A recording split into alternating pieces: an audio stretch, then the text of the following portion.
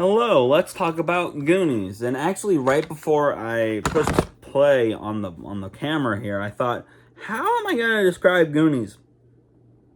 Luckily, with the new iPad, I have Letterboxd. So, fuck coming up with an explanation. They call themselves the Goonies. Oh, that's the tagline. Forgive me. A young teenager named Mikey Walsh finds an old treasure map in his dad's attic. Hoping to save their homes from demolishment, Mikey and his friends, Data Wang, Chunk, and Mouth. Oh, Devereaux. Oh, like Blanche from the Golden Girls. And Mouth run off on a big quest to find the secret stash of Pirate One-Eyed Willie. Or as they call it, the One-Eyed Willie's rich stuff. And I'll just start this review off and say, these have to be the stupidest kids in like the history of cinema. I texted my mom that. I texted my brother-in-law that. Like, if you really think about it, these children are stupid. Because that's what they're constantly calling One-Eyed Willie's treasure, is rich stuff. And, like, there's just a whole bunch of other things. And like, Mikey, Sean Astin's character may be developed, may have a speech impediment or something like that. Because they just say words and, like, he doesn't necessarily say them correctly. But there's just some, like, other things that these kids do that make me question their intelligence. You know what I mean? Also, forgive me, I have allergies. So if there's, like, weird noises come out of me, that's what it is. Allergies, I got the stuff going on in my throat and my mouth. But, yeah, like, I don't know, like, I just find these kids incredibly stupid. And, like, this is a really well-made movie. Like, Steven Spielberg came up with the story for this, and, like, Chris Columbus wrote this movie, and, of course, one of my favorite directors ever, Richard Donner, like, fucking, like, directed this. And, like, this is a great movie because of Richard Donner. And, I love Lethal Weapon, Superman, like, great movies. And, of course, Steven Spielberg, even though he's never really written anything, not a lot. Like, he's more of a story guy. He's like a really good filmmaker and a really talented storyteller. Steven Spielberg is, and I'll die on this hill, even though I don't like some of his more modern day films. He's one of, if not the greatest directors of all time. So, like, it's Steven Spielberg. How do you say no to that? And Christopher Columbus is fine. He might be a slightly better writer than he is a director. But, like, that's understandable. But no, like, it's really, like, this is a good movie. It's just, I hate the children. And I sort of talked a few months back in actually October. Or no, actually, I got this for my birthday last year, and then I reviewed this last year around this time. And then on Letterboxd, because I watched this during Halloween, I talked about it. I reviewed, like I said, the Monster Squad. Hold up, I can actually tell you because I also have YouTube Studios on here. Give me a second. Okay, I have it up. I reviewed Monster Squad on April 9th of last year. So if you want to go down and down in the description, I will link that review if you want to go and check it out. I sort of compared this with Goonies, and I said that I think this movie is better than Goonies. And honestly, watching Goonies after all these years, because I probably haven't seen Goonies, and the commentary, actually, I will recommend the commentary for this movie. I didn't really listen to it, but it's all the child actors brought back now that they're like 30, because this came out like, I think, 2010. So now that they're like 30 or 40 or whatever, they brought them all back, and them and Richard Donner talk over the film, and it also has like them physically there, so like in the beginning and like towards the end and like some parts in the middle, you can actually see the guys talking in the giant studio, like with the comments, with doing the commentary. And so it's partially a audio commentary and partially like a video commentary. It's actually like pretty good and nice to see all those kids then, especially because Kiki Kwan hadn't made his comeback yet and became famous. Thanks to his Oscar win with everything everywhere all at once, which I still haven't seen, and I'm completely fine with that.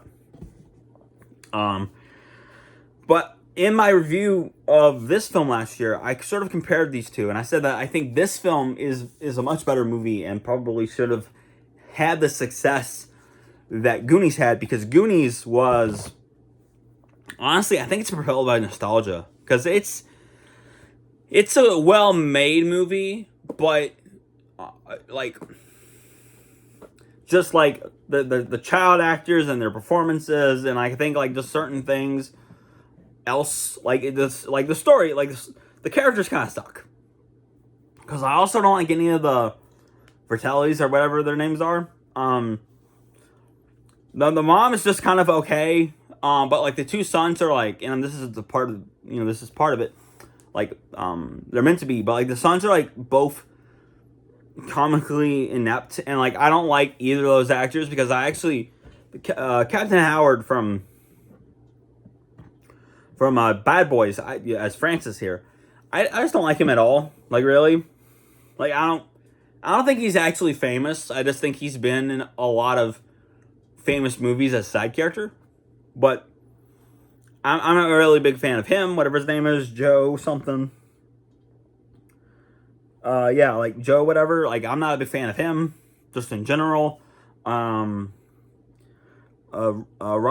Davey, who plays his brother Jake, I don't like him because he's the FBI agent Johnson from Die Hard, and you guys know that that's like my least favorite thing about Die Hard. I hate that part. The middle part of Die Hard sucks. And it's predominantly because of Agents Johnson and Johnson, not related. And I don't know. It's just kind of interesting, like, that this whole cast, for the most part, kind of spoils and, like, ruins this movie for me personally. And I know that, like, it's not the same for everybody. And, like, I watched this film as, like, a 16-year-old. My mom gets me this Christmas for 2015. So I'm 16. I'm damn near as close to an adult as you possibly could get without actually being an adult when I see Goonies for the first time. And I'm, like, 19 the first time I see Monster Squad. And I think Monster Squad has a lot more for an adult audience than it does for children, because this is a violent movie where they kind of swear a lot, and like the kids feel like real kids, but like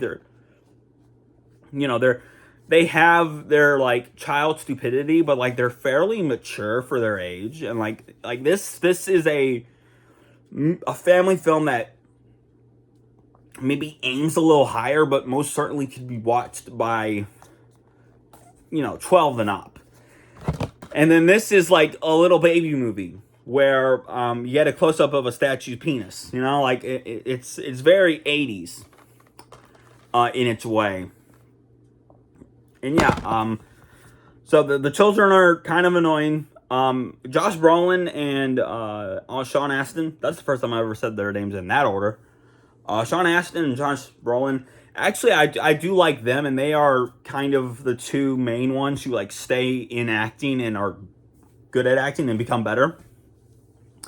And I kind of like that they're kind of mean to each other, but like they do sort of, you can tell that they like each other in a way, and like that's I appreciate that, especially as a person who has that kind of a relationship with my sister.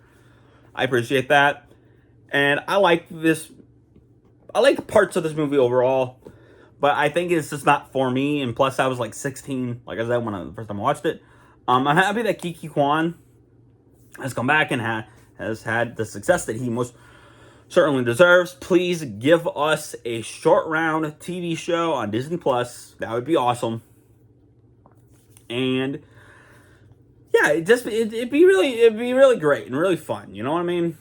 Plus I'm itching for an Indiana Jones show, y'all. Like, go listen to my review of Skeleton Crew. Like, I'm itching for an indie show, and I'm playing the new game right now, and it's great. Like, if you have a PS5 and you couldn't have a chance to play Indiana Jones and the Golden Circle right now, like, or back when it came out on Xbox, do it now. Like, and that game's great. I'm like a few hours in, but yeah, I like this. And of course, Corey Feldman.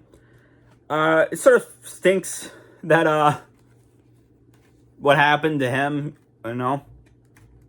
but he's better than other things. I also don't like Stand By Me because of certain things that happened in the middle of that movie. I don't think that's a really good movie either. But at least he's better there, and he's also great in Ninja Turtles 1 and 3 from the 90s, like a decade after this film comes out, because this movie comes out in 85. So like in 5 years he's Donatello in the 90s movies. But yeah, that's it for now. Comment below, let me know. I could absolutely be wrong about this film. The Goonies, I just think, wasn't necessarily made for me. I like it. I also like Chunk in a way, because I feel like I know kids like Chunk. Even though there's some fat humor, although this has like, I will say the one thing that Goonies thankfully does not have that Monster Squad does is like is like homophobic humor. Like this movie's slightly homophobic, and like I'd say it's a lot meaner to its token fat kid, a lot more than this movie is, because of the different audiences. So yeah, I like Chunk, and Sloth is fine. It's an impressive prosthetic, but I don't know. I want to know, like, whose idea was Sloth, and like, is that problematic now? Considering how we've become better as a society with special needs people, and I don't mean that in a derogatory way, by the way, because I have autism, so I'm a special needs person as well. But yeah, also, this is like the last week of Autism Awareness Month. I should be wearing blue. By the way, I have autism. Happy Autism Awareness Month. I hope you guys have enjoyed April. There will be more videos, of course, as I try to figure out what I'm doing here. But yeah, remember that God made you special. He loves you very much. I hope you have a very lovely day. I hope you had a very lovely week as always. And yes, God bless y'all.